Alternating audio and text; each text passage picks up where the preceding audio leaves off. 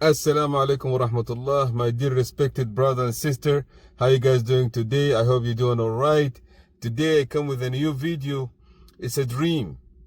It's a very interesting dream from one of the ladies that she's with me in my Arabic channel.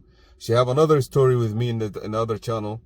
And this story today, she have a dream or a vision with her late husband. Her husband, he passed away few years ago, and subhanallah, the lady, I believe this lady and her husband, both of them, they're in the good side of Allah subhanahu wa ta'ala. They're very conservative, like they're always praying, they're always fasting Monday and Thursday. They're doing a lot of good deeds. Her and her husband, one of the things she told me about her husband, the husband before used to, like before he passed away, anytime this man going out of his house, he told his wife by the door, listen, today our day is gonna be istighfar.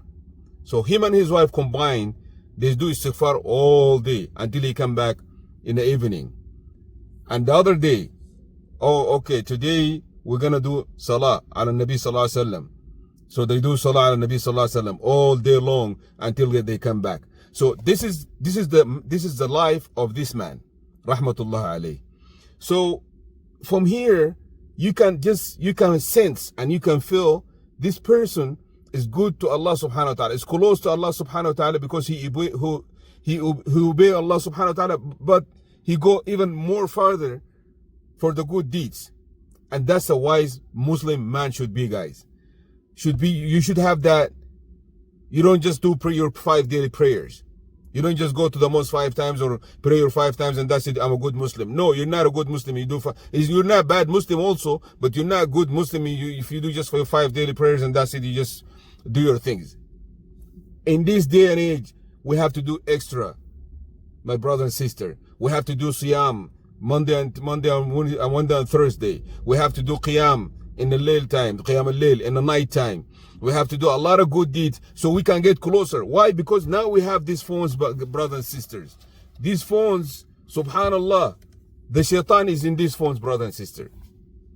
All you do, you write 3 letters and then you can dive in pornography.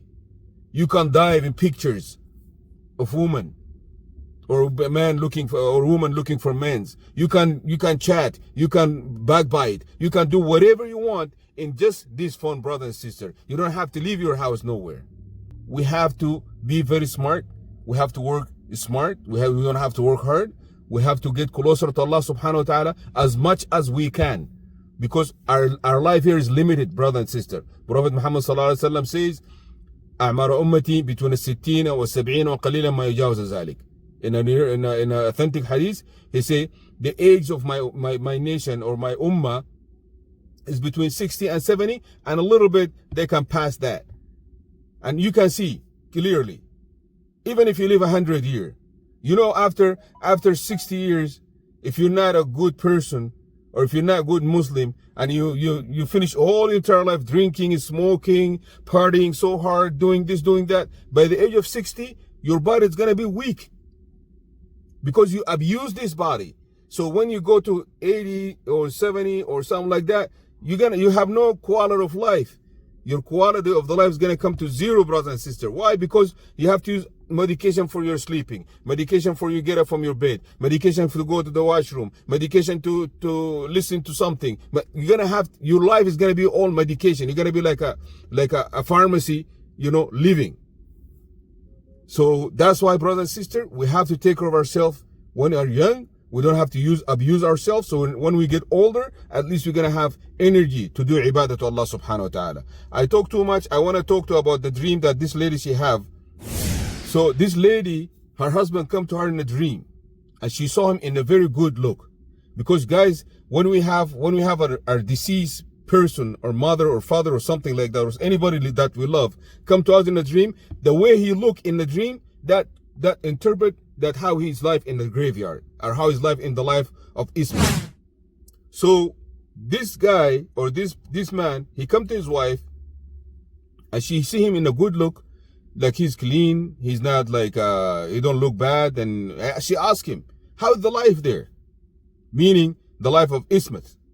So he's like, you know what? We're doing good here. We're happy. Like nothing wrong with us. But I want to tell you this. The ladies that do istighfar in dunya, they're here doing the same thing. They're doing istighfar in the life of Ismet, brother and sister. Can you imagine that? And I have a something that I read about it, that the Prophet Moses alayhi salam, he asked Allah that he want to pray in his graveyard, and Allah give him this ability to pray in his graveyard. Subhanallah. So that's like a dalil that the lady that once she see her husband in the graveyard, you can have some deed you can do there. Allah can give you that ability. Why? Because Sayyidina Musa, when he asked Allah subhanahu wa ta'ala, I need to pray in the graveyard, the Prophet Muhammad sallallahu alaihi wasallam, when he going for Isra and Mi'raj, he said, I marartu bi Musa wa huwa qa'iman yusalli. Subhanallah. So that means the Prophet Muhammad sallallahu alaihi wasallam, when he going to the Isra and Mi'raj, he passed by Musa in his graveyard and he's praying in his graveyard. Some people ask how, when, this. That's not our business, brother and sister. That's Allah's business. Allah, when he want to do something, he can say kun fayakun. Be and it will be. So anyways, he told her the ladies that they came from dunya, living with us in the life of Ismas, they have the sibha, they have the tusbah, the sibha, the counter, and they praying to Allah subhanahu wa ta'ala. And brother and sister, that's a very good, like a motivation things for us in here, for her first because she's his wife, and for us here, women and men, that istighfar is very important. It's very important to do a lot of istighfar, brother and sister, because istighfar, that's a way of life. You cannot live with no istighfar. You can live with no food. You can live with I don't care what you live with. Istighfar is more important than food. Why? Because istighfar wipe your sin, brother and sister. We're sinning day and night. Like I said, with this phone, you can sin in your room, in your house. You don't even have to leave your house. So that's why, that's the message that her husband tell her, that, you know what, the ladies with us here in the life of Ismas, they do a lot of istighfar. So the message now, and the other part, her brother live in the Middle East, way far from where she lived. He had a dream about the same man. He told him in a dream, listen, he asked him how he's doing. He told him, you know what, I'm living my life right here. I'm in the highest rank of Jannah. MashaAllah, MashaAllah. We all, that's what we're all looking for, brother and sister. We need to be in the highest rank of Jannah with the Prophet Muhammad sallallahu alaihi wasallam. May Allah guarantee us, that's all of us, inshallah, to be there. So to interrupt this video, I want you guys to think about it. Istighfar is a way of life. Istighfar is only way out. You have no way out but istighfar. So from today going on, I want everybody buy one of these. It's $1. I don't know, $5 here in Canada. I don't know where it's like $10 or something like that somewhere. Anyways, buy one of these, or have the regular one, and get busy doing istighfar all day, all night.